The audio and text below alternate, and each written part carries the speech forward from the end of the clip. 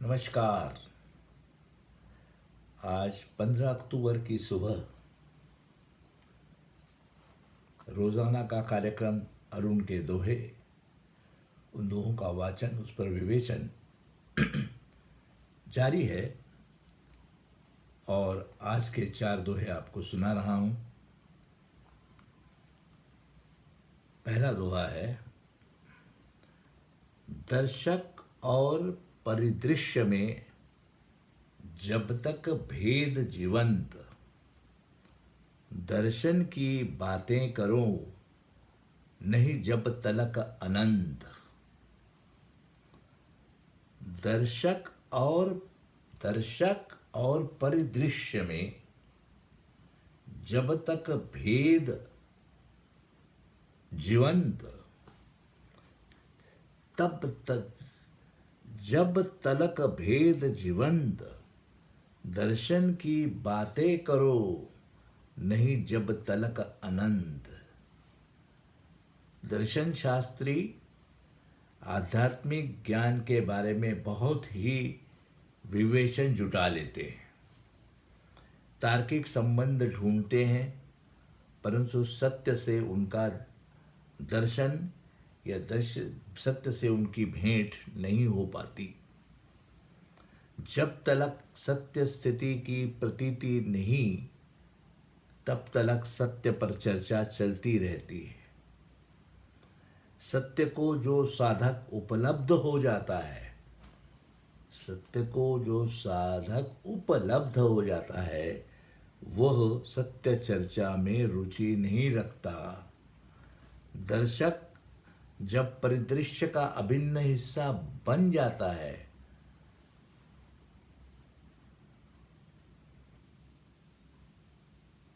तब क्या होता है? तब वह अनंत में विलीन हो जाता है। दर्शन की सैद्धांतिक चर्चा की उसे कोई जरूरत ही नहीं रहती।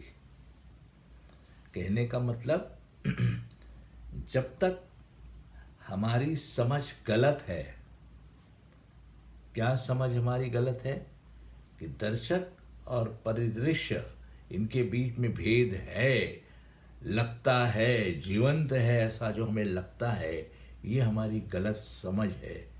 लेकिन जब हमारी समझ सही अर्थ में समझपूर्ण हो जाती है, भ्रमपूर्ण नहीं, भ्रम का वो रंग जब उसके समझ से निकल जाता है, तो समझ अपने में समझपूर्ण हो जाती है। उस समय न कोई भेद बचते हैं, और जब कोई भेद नहीं बचते तो जो स्थिति होती है वो अनंत की स्थिति होती है। न वहाँ कोई शुरुआत है, न वहाँ कोई अंत है, न वहाँ कोई केंद्र है, न वहाँ कोई परिधि है, न कुछ भी नहीं, सब कुछ एक का एक सकल। लेकिन जब तक वो नहीं है, तब तक उसके बारे में तर्क है, वितर्क है, उसके बारे में नाना तरह के जो तार्किक संबंध हमने जुटा लिए हैं, जो ज्ञान प्राप्त कर लिया है उसके बारे में, वो ज्ञान ही बोलता रहता है, चर्चा चलती रहती है। जब दिख जाता है तो बकना बंद हो जाता है, जब दिखता नहीं तो बक बक चलती रहती है। दूसरा दोहा, परम अर्थ प्रवचन नहीं, नहीं चर्चा न विचार, परम दृष्टि के सामने परमार्थ संसार। परमार्थ संसार, यह सच है कि प्रवचन एवं चर्चाएं परमार्थ की ओर प्रेरणा दे सकते हैं, देते हैं ऐसा नहीं, दे सकते हैं, परंतु वे स्वयं में परमार्थ नहीं हैं। परमार्थ का बोध परम दृष्टि के उपरांत ही सहज ही हो जाएगा। परमार्थ का बोध परम दृष्टि के उपरांत सहज ही हो जाएगा। सकल पर एक साथ दृष्टि जाने पर, सकल पर एक साथ दृष्टि जाने पर सार असार का भेद आकलित होगा। सार असार क्या है, वो अपने आप हमें हमें उसकी प्रतीति होती रहेगी, और परिणाम तक परमार्थ का स्पर्श भी और वो जो बोध होगा उस बोध को हमने यहाँ स्पर्श कहा है। वो उसका जो हमें आकलन भी शब्द गलत है, आकलन मतलब गणना आ गई, या गणना भी नहीं, केवल स्पर्श, ज्ञान स्पर्श, ध्यान स्पर्श जो हो जाता है, उसी ज्ञान और ध्यान स्पर्श का नाम है कोहे कही परमार्थ है। तीसरा दोहा, जो शब्दों से जुड़ गया ढूंढा करे विकल्प, शब्द शब्द बस शब्द से करता कायाकल्प। शरीर को बदलता रहता है, कायाकल्प। शब्द क्या है? एक ध्वन्यात्मक संकेत है, ध्वनि से बना हुआ एक संकेत है शब्द। संकेत का अर्थ, संकेत अर्थ का, आशय का, संकेत किस चीज का है? संकेत अर्थ का होता है, आशय की तरफ संकेत होता है। संकेत क्या करता है? ध्वन्यात्मक जो आकार है जिसे हम शब्द कहते हैं, वो ध्वन्यात्मक आकार जो है वो एक खाली इशारा है उसकी तरफ। शब्द संकेत हैं परंतु अर्थ या आशय नहीं है। शब्द केवल संकेत हैं, वो अपने में कोई अर्थ नहीं रखते हैं। उसी तरह अर्थ या आशय भी जो बतलाना है, दिखलाना है, जो परिस्थिति या स्थिति अनुभूत करानी है, उसकी ओर इशारा है। और उसी तरह अर्थ भी जो हमने सामने वाले को, संवाद में सामने वाले को जिस अनुभूति का परिचय देना है या उससे वो अनुभूति करानी है उसके भीतर, उसका भी वो आशय भी एक संकेत है। तो यहाँ केवल संकेत की ही दुनिया है। यहाँ जो है असंकेतित कुछ नहीं है। जो हम कर बोलते हैं वो किसी के लिए बोलते हैं। हम जो बोलते हैं उसमें हमारा बोलना नहीं होता। हमारा बोलना जहाँ हम दिखलाते हैं उस तरफ होता है, और जो उस तरफ जब देखते हैं तो वो हमें तीसरी तरफ दिखाता है। तो हम बस देखते ही देखते जाते हैं। यहाँ कुछ मिलता नहीं है, हाथ कुछ भी नहीं लगता है, बस देखते देखते देखते देखते जाना पड़ता है। जो परिस्थिति या स्थिति अनुभूत करानी है उसकी ओर इशारा ही है। अर्थ या आशय भी विषय नहीं है, वो भी एक संकेत ही है। ऐसी स्थिति में शब्द द्वारा स्थिति समझाने का प्रयास उस अवस्था में बिल्कुल व्यर्थ है जिसमें समझने वाले के अनुभूति पटल पर वो स्थिति उभरती ही नहीं है। हम बतलाते चले जाते हैं, बतलाते चले जाते हैं। हमारा उद्देश्य है कि वो जो अनुभूति यहाँ हुई है वही से अनुभूति उसके अंदर हो जाए, लेकिन वो अनुभूति उसके अनुभूति पटल पर वो अनुभूति आती ही नहीं है और हम बतलाते जाते हैं। ऐसे समय में शब्दों का जो प्रवाह है इधर से उधर या उधर से इधर, वो प्रवाह किसी काम का नहीं है, बेकार है। सारे शब्द बेकार हो जाते हैं।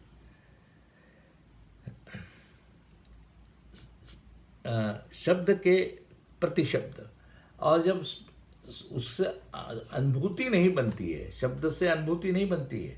दरअसल अनुभूति से शब्द बनते हैं, शब्दों से अनुभूति कभी बनती ही नहीं है, क्योंकि शब्द केवल एक संकेत होते हैं कि बन जाए तो बन जाए, बन जाए तो बन जाए। अगर नहीं बनती है तो शब्द केवल शब्द, शब्द शब्द से प्रतिशब्द, प्रतिशब्द के प्रतिशब्द, प्रतिशब्द के प्रतिशब्द, यह यात्रा शब्दों की आपसी यात्रा, आंतरिक यात्रा चलती रहती है।